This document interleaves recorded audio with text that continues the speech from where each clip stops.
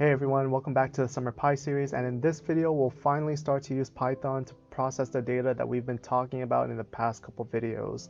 So let's get into it.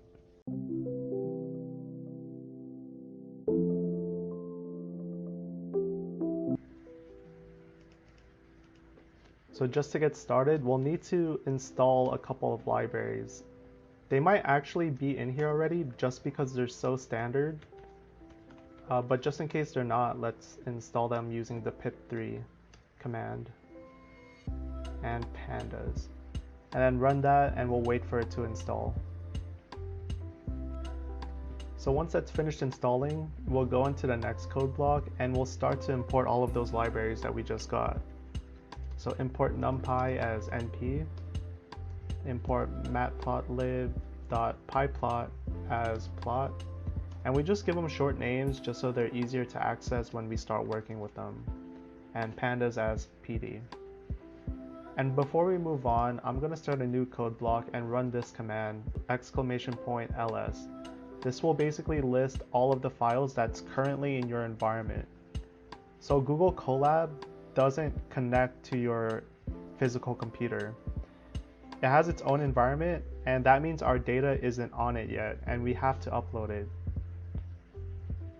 Just to show you, yeah, I have something called sample data, but this is not the LSST data that we want. So before we move forward, we're gonna say import, or no, from google.colab import files.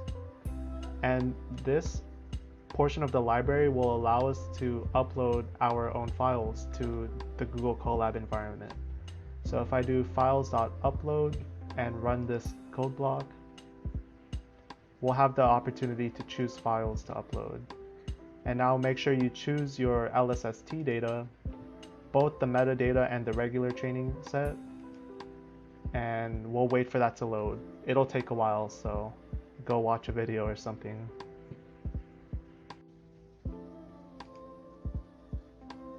Okay, so it's finally done uploading. It takes a really long time, probably not the best method. There is a way to have it connect directly to your machine, but we have the data already, so let's not worry too much about that.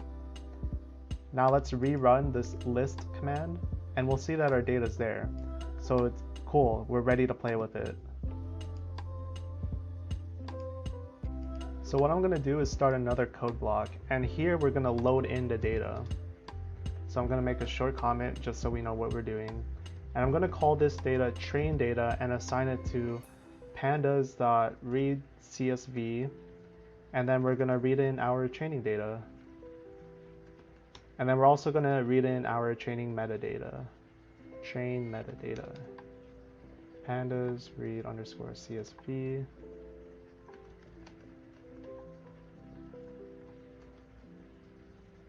Okay, so this will allow us to, this will load in the data for us, and just so we could see what it looks like, let's do train underscore metadata dot head.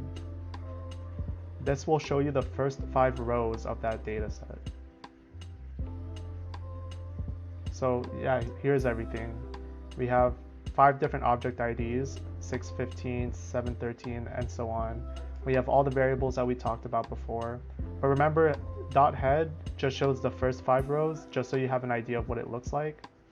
And real quickly, let's see what train underscore data looks like.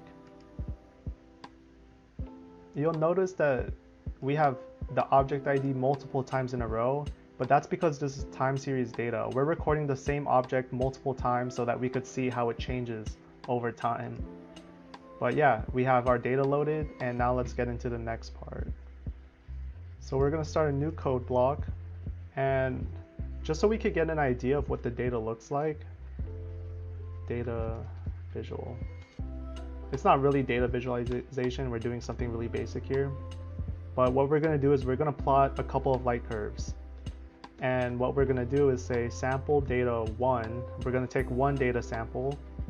And the way that we do this is we call train, and we're going to say, give us the part of the training data where the train object ID is equal to 615 and the passband is equal to 1. Remember, there are 6 passbands, and each of them might record something different, so it's best that we stay consistent here. And then we're going to take another data sample, and which one should we pick? Let's rerun this as metadata so we could see what we're working with. Let's pick 745. And again, we're going to call passband 1. Now, in order to plot this, now we're going to use our matplotlib library, and we're going to say plot.scatter sample data 1. We're going to take its MJD, the modified Julian date, as the x-axis. So this is the time variable, so it makes sense that we put it on the x-axis. And then we're going to say sample data 1 flux. And this is the y-axis. We want to see how the brightness changes, so that's why we put it on the y-axis. It's also good to label your lines because we're going to create a legend as well. So label that 615. Okay, yes. And then we're going to plot the other data sample as well, following the same format.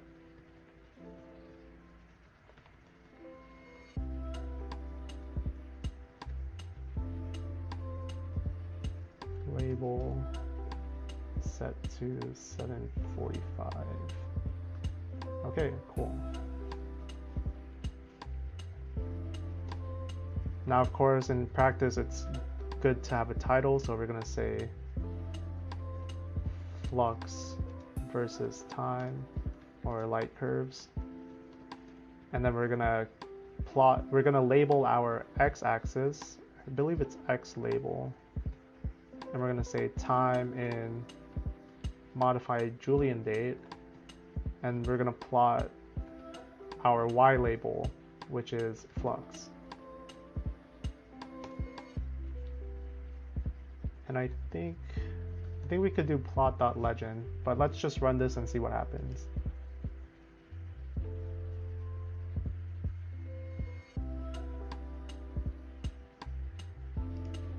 I apologize, we called our training data train data. So we're gonna have to fix all of these. And I think that should work now. Okay, so this is pretty interesting. For 615, we have a lot of variability and it looks periodic, right? It repeats some type of pattern multiple times.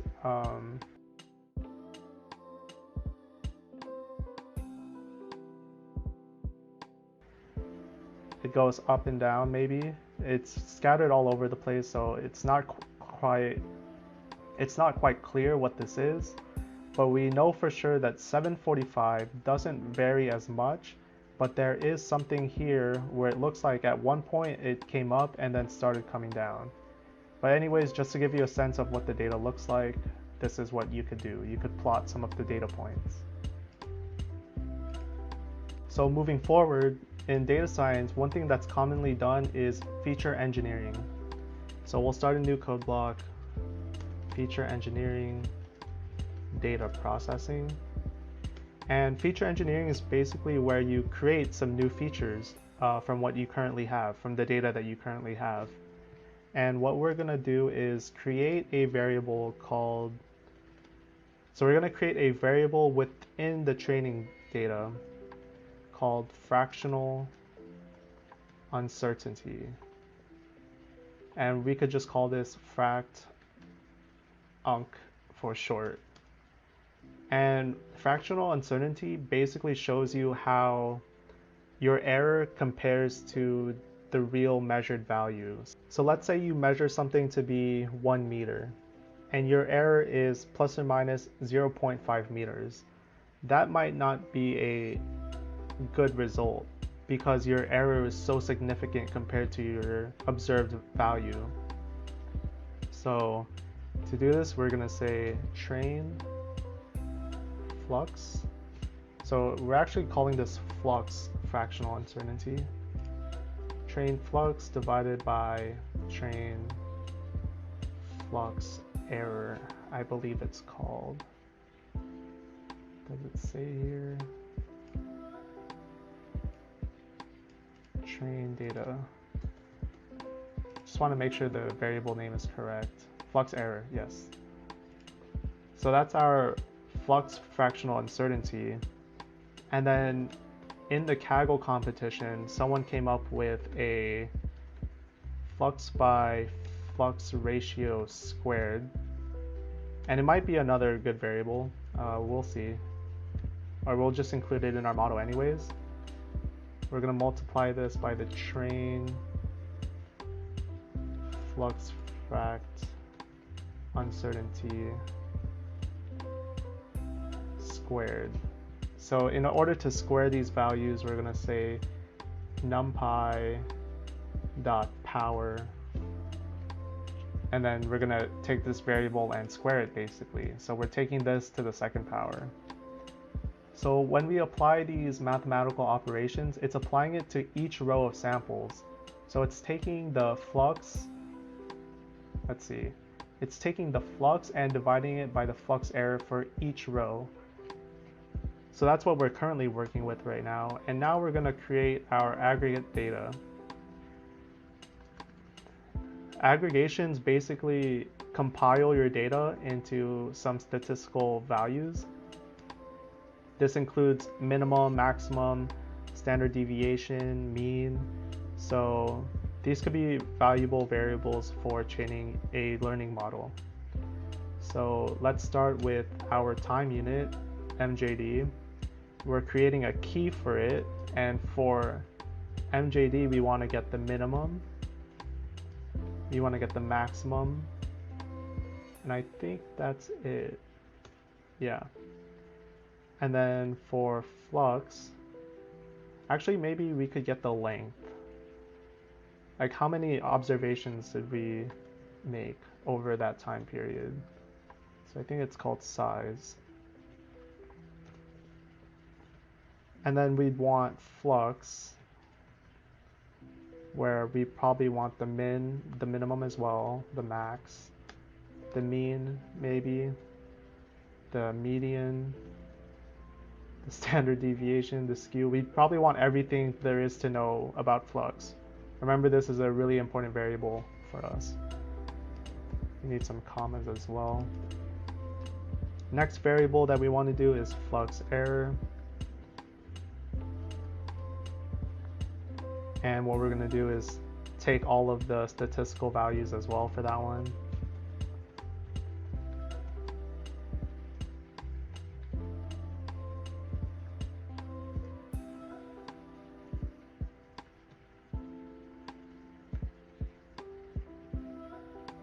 And then we'll take, so there's this feature called detected, and we're just going to take the mean of that. There's also we also have our flux fractional uncertainty. And when you have time series data, you'll have to sum up all of the errors that you have. So for object 615, if we recorded 10 values, we'll have to add up all of those errors. So we're going to take the sum of the fractional uncertainties. Maybe we should do it for the flux error as well. Now we'll just keep it a little simpler. And then we also have the flux by flux ratio squared. And we'll want to take the sum again. Oh, and it's also worthwhile taking the skew of these uncertainties as well.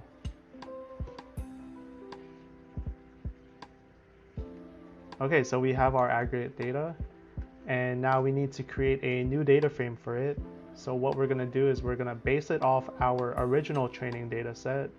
We're going to group our data samples by their object ID.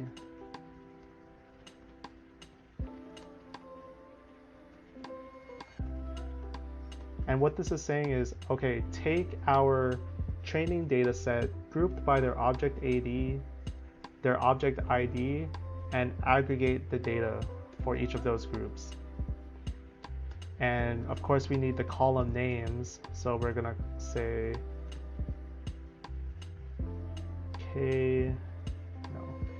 k plus underscore plus ag for k in ags.keys, I believe, for ag in ags k.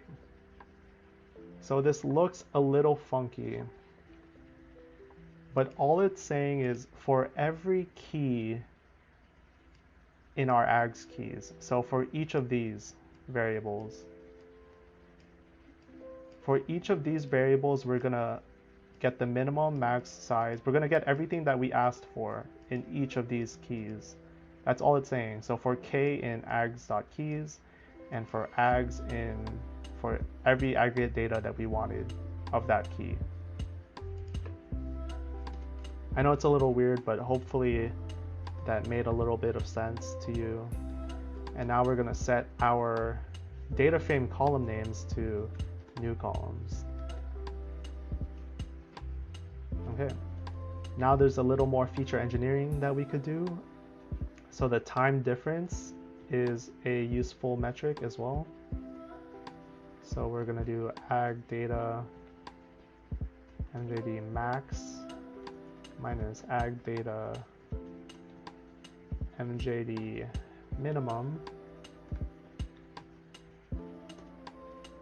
And then we're gonna say, what else is useful? The flux difference, maybe how big of a difference is there in the flux? So maybe if there's a huge difference, it's a supernova, something like that. Flux max. And the reason these names occur is because we combine the key. So we combine like mjd plus underscore plus the aggregate. So plus min or max or size. And that's where those names come from. So they're there for sure.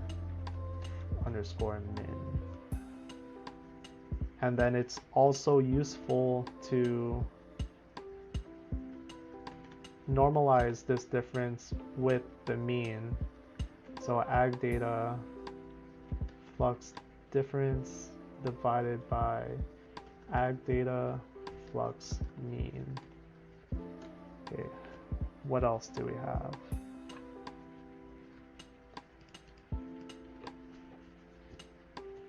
So we also have, it's not really light curve. We're basically saying how much has the flux changed within that amount of time. So we'll say flux by time is ag data flux difference divided by ag data mjd difference. So now we have a set of aggregated data, and just to see what that looks like, we'll do ag underscore data dot head. Hopefully this runs. Train is not defined. Call it train data. Keep forgetting.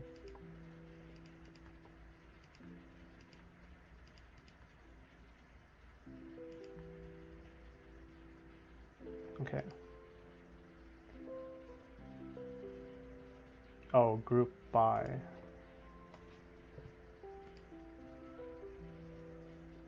You know, there's a lot of small errors that are bound to come up when you program.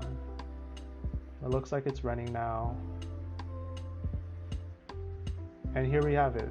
So we have our modified Julian date minimum max size. So I think this means that we recorded 352 values for object 615. So cool, we have a lot of this data now.